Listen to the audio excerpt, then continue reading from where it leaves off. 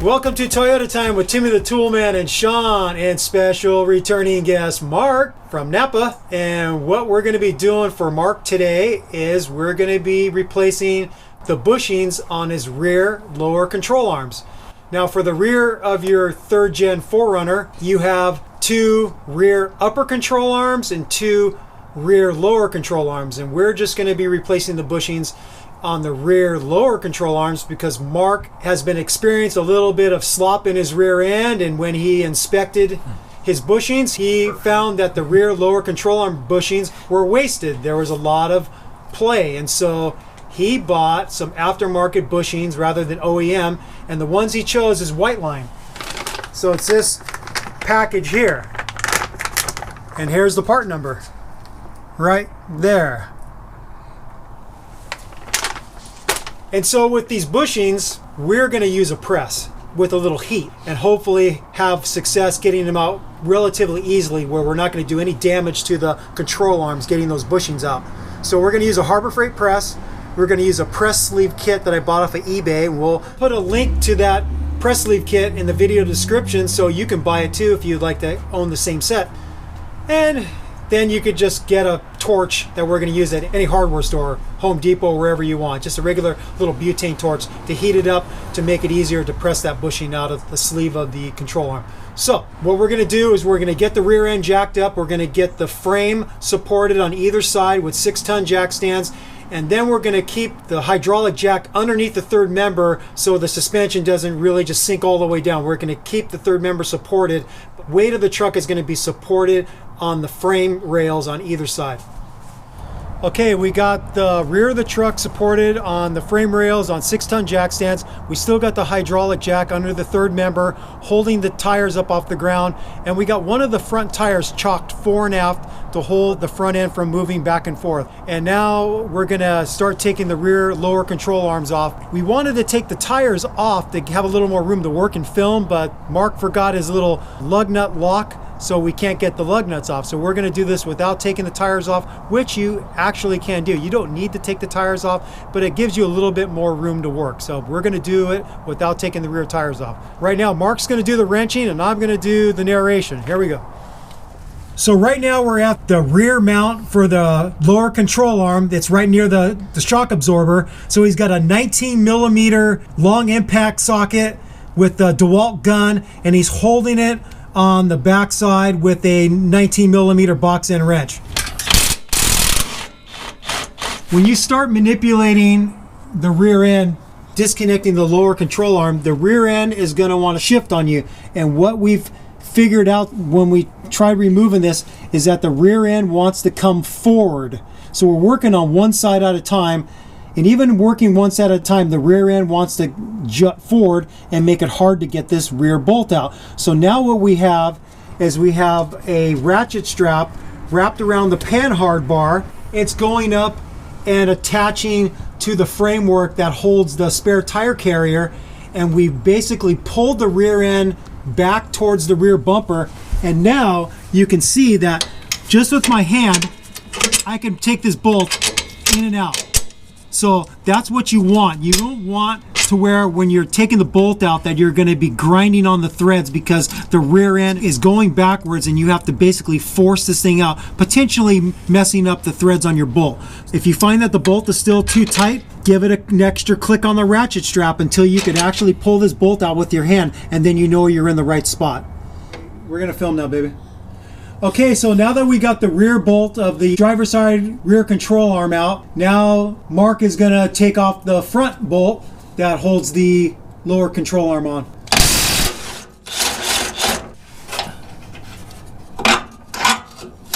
And there we go. That's one control arm out of the vehicle.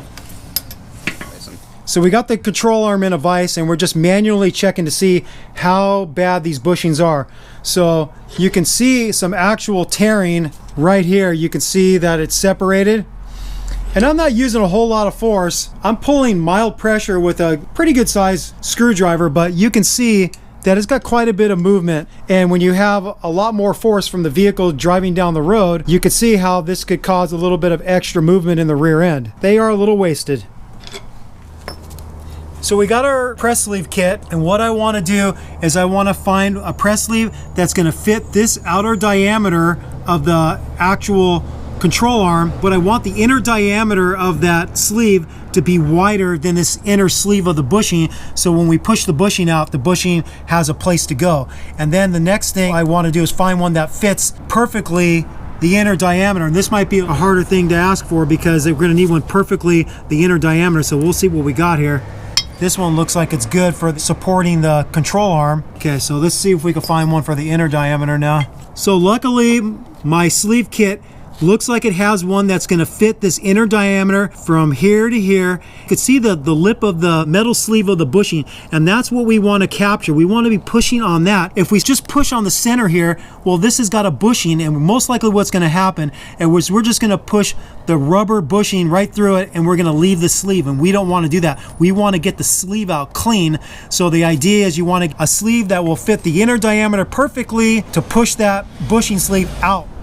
Okay, so here's the setup. The bigger of the two sleeves that's supporting the arm is underneath. We got the smaller diameter sleeve that's going to capture the bushing, and then this plate here, this comes with that kit. It has different rings for different diameter press sleeves, and it fits on top. And now I'm just holding the assembly, and I'm going to bring the jack down to where I'm going to get a little tension on it and then make my final adjustments before we start pressing. Okay, that's close. I want to make sure that everything is lined up pretty good before I start pressing. So I just got the jack kind of resting up against it, give me a little resistance to fine-tune the placement of the sleeves. That's looking pretty good. Okay, I'm going to give it a little more tension downward to hold it in place. Okay, it's firmly holding it now. Now what I'm going to do is I'm going to grab my little butane torch and I'm going to heat this up. Preheat it to help the metal expand a little bit, to loosen the bond of that bushing inside the control arm, and then hopefully it's just going to press out nice and smooth. Okay, so right now what we have is a fair amount of pressure of the 20-ton bottle jack pushing down on this plate, which is pushing down on this top sleeve, which is fitting the inner diameter of this control arm. It's pushing on the sleeve of the bushing. We're going to apply some heat and then apply some more force. And the idea is that we're going to push this bushing right through and down into this lower press sleeve. Here we go. We're going to get some heat on this and start pressing away.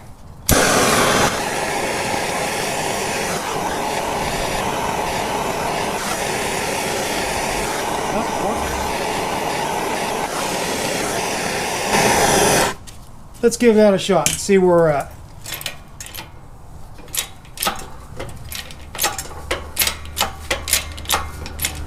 Looks like we got movement.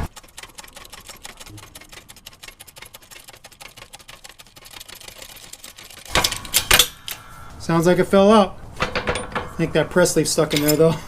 We'll see.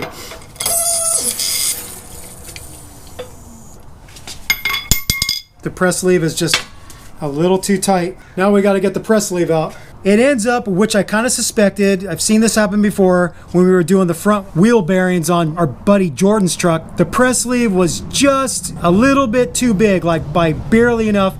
And what we did is we grabbed the big 28mm impact socket to drive the press sleeve. So it was just a little bit too big. They got stuck in the inner diameter of the control arm. So now we're just working the press down to get the sleeve out. And it looks like it's probably free now. It's free. So you can see it kind of wiped off the anodizing a little bit. It was just a little bit too big of a diameter, but it worked. We're not worried that this press sleeve actually affected the inner diameter by spreading it. It just got just a tiny bit stuck and it just needed a little bit of force to get out. So again, we have this whole thing preloaded with the 20-ton jack, pushing down and putting pressure on that bushing sleeve.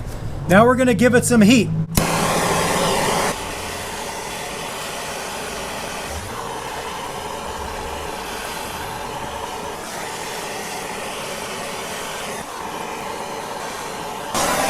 You don't want to keep the heat in one spot. You want to heat it as evenly as possible. So you saw me with the torch.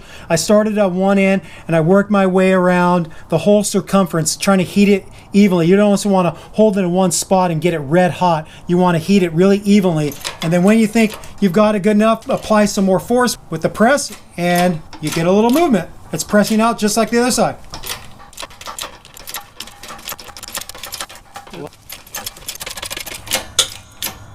Should drop out. I think that's what we heard.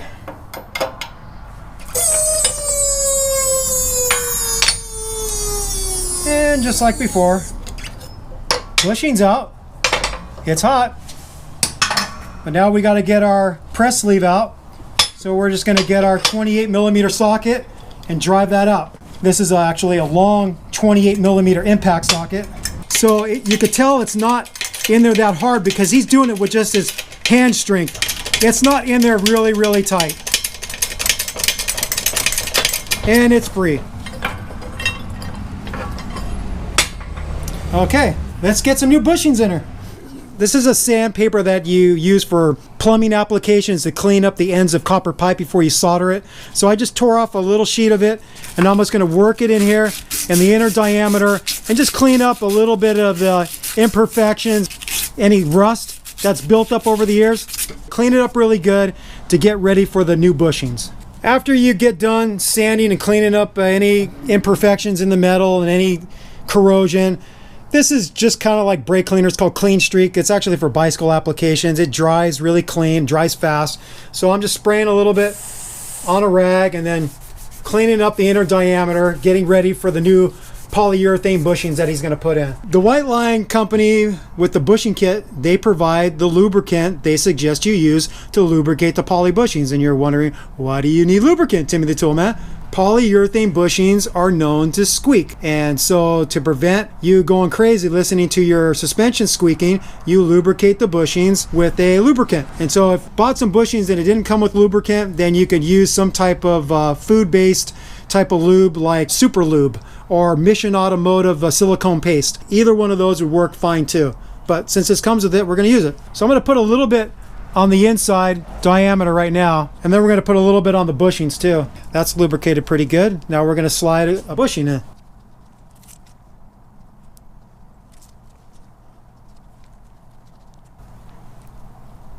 Now don't forget this lip, lubricate that because this is going to be rubbing right along the outer diameter of the control arm. So if the bushing was moving a little bit, it would make a little bit of noise there. So let's put a little bit on that side too. Okay, that looks like enough lubrication. Slide this side in, and it just goes in with hand strength. I barely used any strength at all. We're going to flip this around and get the other side in. And again, we're just lubing this thing up.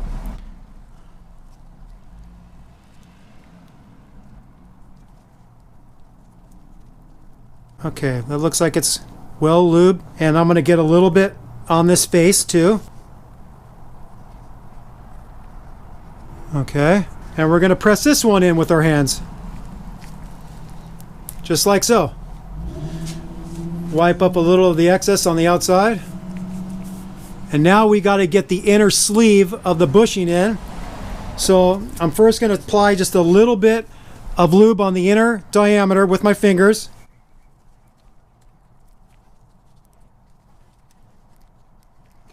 All right, now we're going to grab our metal sleeve and we're going to slide it into the inner diameter of the bushings. With hand strength, put it in, thumbs on the back side, index fingers on the front side, and push in. Ooh, there we go. And now that's all the way in. That's one side. Now we just got to do the other side. Sleeve.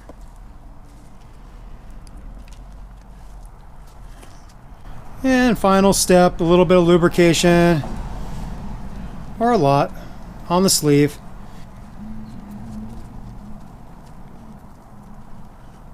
Okay, same thing, get it started on one side, and then use your hand strength to push it through. This one's a little fighting me a little more. There we go. Okay.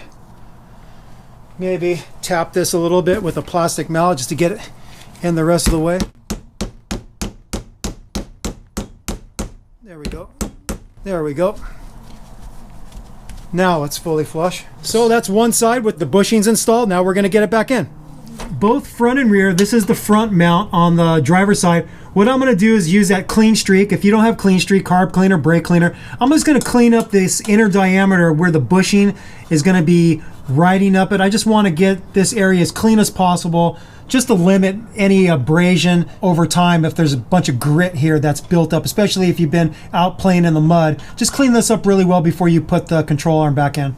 Okay, we have both mount locations, front and rear, cleaned up really nice. Now we're going to get the control arm in. So I'm going to get the front side in first. You got to work it in there. So you got to shimmy this thing in there. And that's a tight fit. If I spread them apart a little bit. That seems to be working. A little more manipulation. I've got it kind of close. I can kind of get in onto the sleeve with a screwdriver, and I'm using a screwdriver to kind of pull it in place. Now that I got it close, I'm going to grab my bolt, see if I can get my bolt started. So the bolt goes in from the outside in. Let's see where I'm at. There we go. Maybe tap it a little bit. That's quite a more resistance than I want. There we go. Just try not to mess up the threads. There we go. It's in there. Now we're going to get our nut on the inside near the gas tank skid.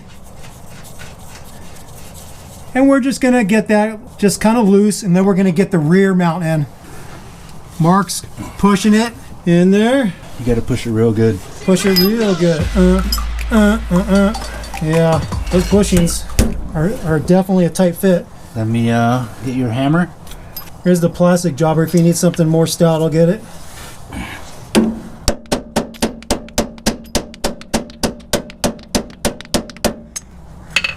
And then this guy. Screwdriver.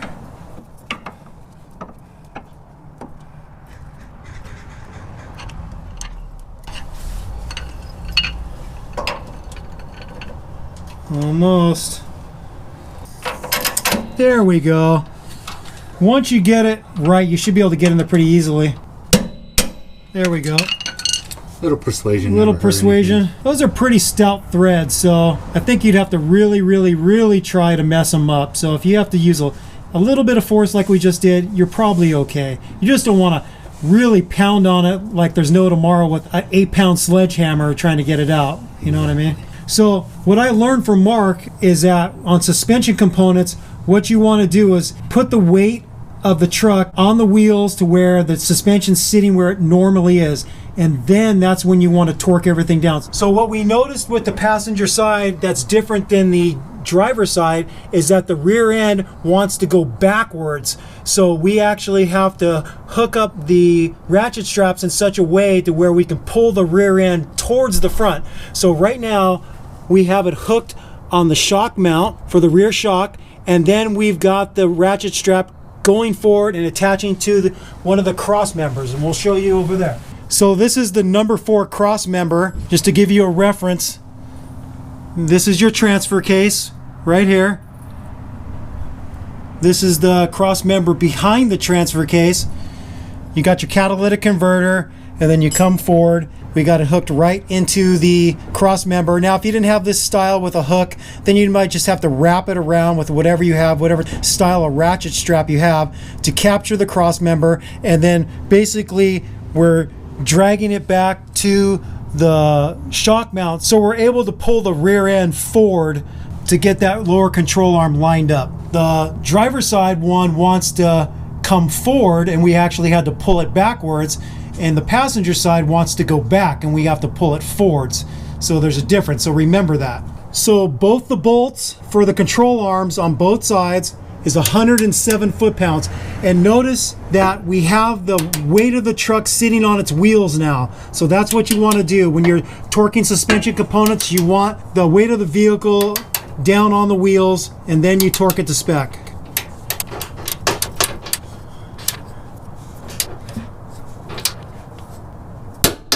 There we go. 107 foot-pounds. Now we got to do the rear one.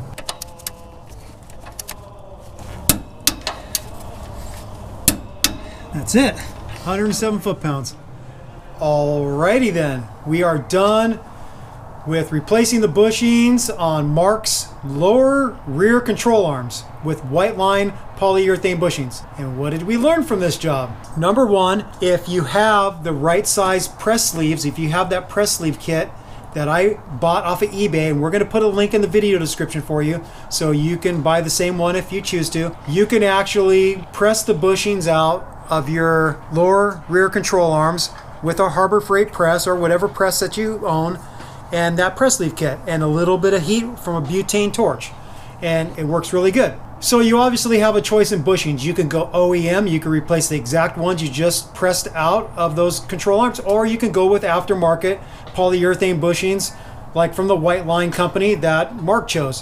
What was probably the most difficult with this job was the fact that you have to have enough tension in the right direction with those ratchet straps. Those are heavy duty ratchet straps, and I'll put a link in the video description of the ones I bought on Amazon. You have to have the right amount of tension so when you pull out the bolt, it's easy to get the bolt out, and then when you're getting the control arm back in, it's easy to get the bolt in.